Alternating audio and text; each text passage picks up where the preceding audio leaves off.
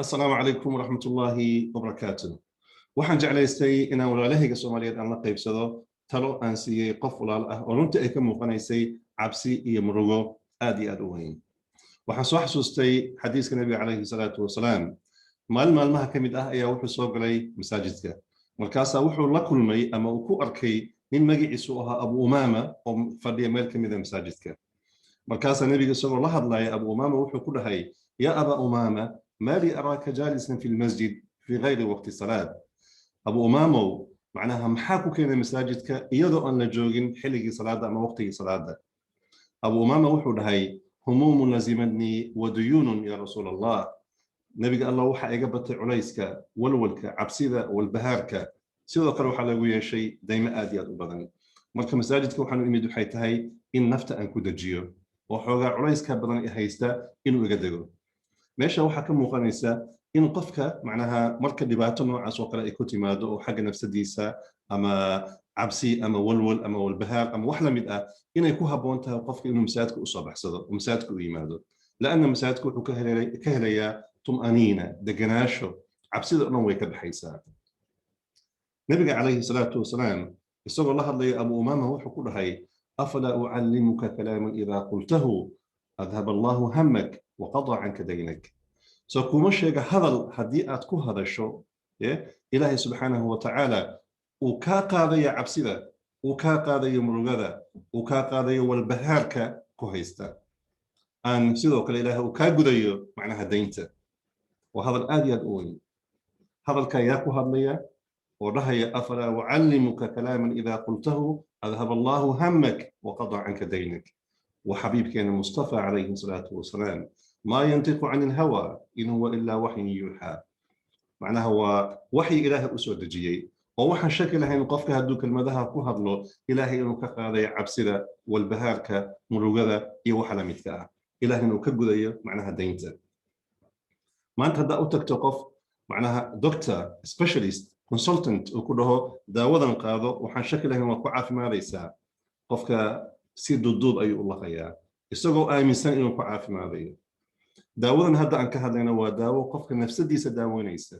walbahaarka ka qaadaysa cabsida ka bixinaysa waxaana noo sheegay in xaqiiqo ay tahay oo nabiga calayhi salaatu wasalaam oo waxa uu leeyahay haddii hadalka aad ku hadasho adhab Allahu hammak wa qada anka daynak. Abu Umaama wuxuu dhahay bala ya rasuul Allah wa u baahanahay daawada waa midaan raadinayayba ma ii sheegtid. markaasaa wuxuu dhahay قل إذا أصبحت وإذا أمسيت صبح ذي مركز صوك عذو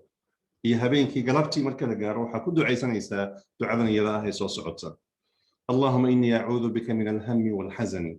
وأعوذ بك من العجز والكسل وأعوذ بك من الجبن والبخل وأعوذ بك من غلبة الدين وقهر الرجال.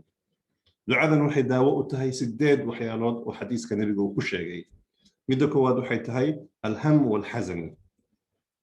ومحي هم ومرغو قفو كم رغونيو وحسو صعده قناعسي بلاديا وكبقيا وكخسارو سفر ايو دمعسيه هنو ادو وكبقيا امتحان ايو لايهي وكبقيا وحو لايها شقو وحا laga sugay interview oo kale وكبقيا waxa soo socdo oo dhan qofka ka baqaya taas waxa loo yaqaan alham والحزن معناه waa maxay waa wixii tagay ayaa waxay ku haysaa qurbo tiraanyo معناه هو soo gocanaya maanta dhan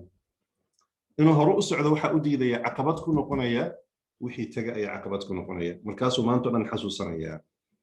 labadaba waxa daawo ah waa ducadan hadda aan sheegnay alham walhazan. mid labaad nabiga wuxuu dhahay calayhi salaatu wasalaam wa a'uudhu bika min al-'ajz wal-kasal. ilaaha waxa ka magan gashaa al-'ajz macnaheedu waa maxay qofka inuusan awood u lahaanin inuu shaqadii qabto uu sameeyo waxa ka maqan xirfadii waxa ka maqan aqoontii waxa ka maqan khibradii wixii dhanba ayaa ka maqan uu ka caajizayba waa qofan waxba aan sameyn karin inuu qofka saan noqdo inuu ilaahay ka magan galo. والكسل macnaheedu waa maxay qofka xirfadii iyo kartidii aqoontii uu leeyahay laakiin uu ka cagajiidaya waa wahsanaya talaabo ma qaadayo maanta dhan wuu jiifaa. talabteeda waxyaalaha qofka horumarka u diiday ka mid tahay oo qofka culays badan dusha ka saaraya العجز والكسل ويوضع سعدان مر والبا. وأعوذ بك من الجبن والبخل ilaahu waxaan kaa magan gelayaa cabsi oo qofka wuxuu u baqayaa nafsadiisa inay dhibaato ay ku dhacdo walbukhli macnaheedu waa maxay wuxuu ka baqayaa xoolihiisa in dhibaato ay ku dhacdo ama khasaartaa ama hanti la'aan kugu dhacdaa ama lacagtaada baaba'daa ama ceer aan noqotaa waxba aaweysaaba taasuu ka baqayaa haddaa u fiirsataana labadan shay mar kasta way wada socdaan qofka inuu nafsadiisa u baqo iyo inuu xoolihiisa u baqo meelo badan oo quraanka ka mid ah haddii laga sheekeeyo nafta waxaa ku xiga maxay xoolaha haddii xoolaha laga sheekeeyo waxaa ku xiga maxay nafta qofka bani aadamka always way wada socdaan mar kasta sidoo kale xadiisku waxa uu leeyahay waxaa dhahdaa waacuudu bika min ghalabati dayni wa qahri rijaali waxaan kaa magan gelayaa inuu daynta ay iga tambadiso oo aan noqdo qof ku nool dayn ku gaara dadku waa arkaysaa macnaha qofka daynuu soo qaadaya daynuu ku bixinaya daynuu soo qaadaya daynuu ku bixinaya mushaar uu qaadanaya kuma filnaba oo dayntiisa ka badan khaasatan waqtiga maanta aan ku noolnahay oo qofka waxaa laga yaabaa inuu qaato credit card maanta dhan waa xoqaya kaarka waa xoqaya waxaa laga yaabaa lacagtiisa waxay ku dhamaato waxay tahay inuu daynta ku bixiyo marka bisha ay dhamaato wax lacaga ma hayo isaa wax lagu leeyahay marka daynta dhib badan ayay leedahay qaabka daynta loo bixinayo oo qofka daynta looga badbaadinayo xadiiska laftiisa ayaa tilmaama oo sheegay oo xusay وانا عجيب معناها النبي وحلا سيي الجوامع الكلم ومعناها هذا اي تهي كلمه بدن ماشو كشيء لها انه شيء ان العقوبا marka meesha u dambaysa oo nabiga u leeyahay wa'uudu bika min ghalabati ad-dayn macnaheedu waa maxay qofka waxa loo soo tilmaamay daynta inuu gaaro uu ku dhaco ama uu qaato maxaa keenaya waxa keenaya inuu caajiso waxa keenaya inuu wahsado waxa keenaya inuu baqo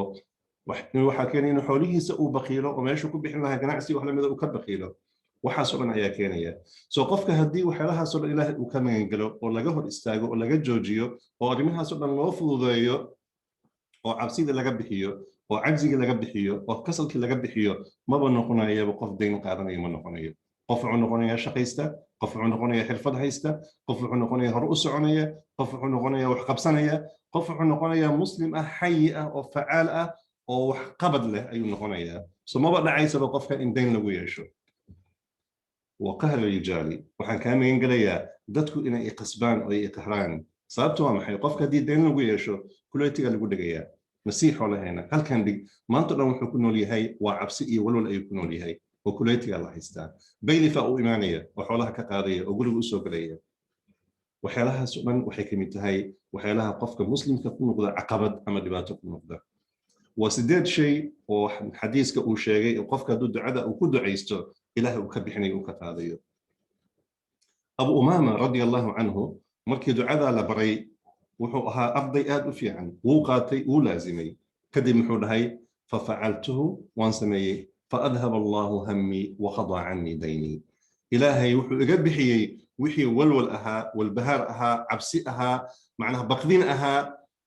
وهسي أها إلهي وإقبحي وقضى عني ديني إلهي ندينتي وجودي صابته وحق النقضي قف فعال أو حكوا الله أو شقي سنية أو سعنية أو معناها وحقب سنية أي النقضي أو حلقة القاضي وحي أديري إنه وحقب صدا أو النقضي قف فعال أم قف حكوا الله